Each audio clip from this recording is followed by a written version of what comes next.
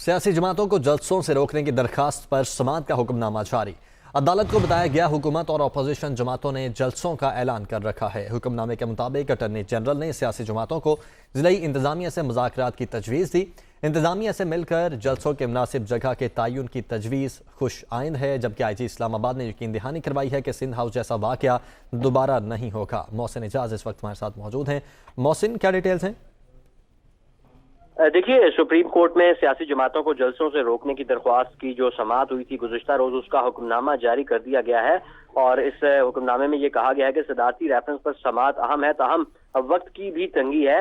और इस सिलसिले में तमाम सियासी जमातों के जो वकला हैं वो 24 मार्च तक अपने जो दलाइल हैं वो तहरीरी तौर पर अदालत में जमा करा दें। तहरीरी दलाइल जमा होने से ज़बानी दलाइल जल्द मुकम्मल हो सकेंगे। इस हुक्मनामे में ये भी कहा गया है कि अदालत को ये बताया गया कि हुकूमत और अपोजिशन जमातों की जानिब से 27 तारीख को एक ही मुकाम पर जलसों का ऐलान किया गया है। और इस सिलसिले में अटॉर्नी जनरल ने सियासी जमातों को ज़िली इंतज़ामिया से मुज़ाकरात की तजवीज़ दी है।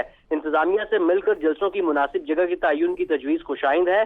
अदालत की जानिब से अटॉर्नी जनरल को सियासी जमातों के वकला की ज़िली इंतज़ामिया के साथ मुलाकात कराने की हिदायत की गई है। इसके साथ साथ जो सिंध हाउस का वाक़या हुआ था उस सिलसिले में भी इस हुक्मनामे में यह कहा गया है कि IG इस्लामाबाद ने यकीन दहानी कराई है कि सिंध हाउस जैसा वाक़या दोबारा नहीं होगा।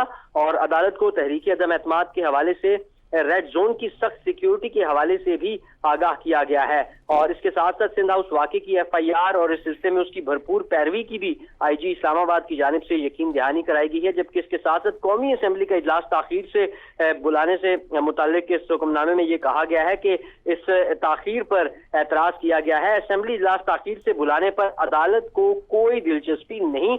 इसके साथ साथ ये भी कहा गया है इस हुक्मनामे में कि अदालत के सामने सिर्फ बार की दरख्वास्त और सदारती रेफरेंस है। अटॉर्नी जनरल ने अरकान की असेंबली जाने में रुकावट न डालने की भी निगरानी कराई है।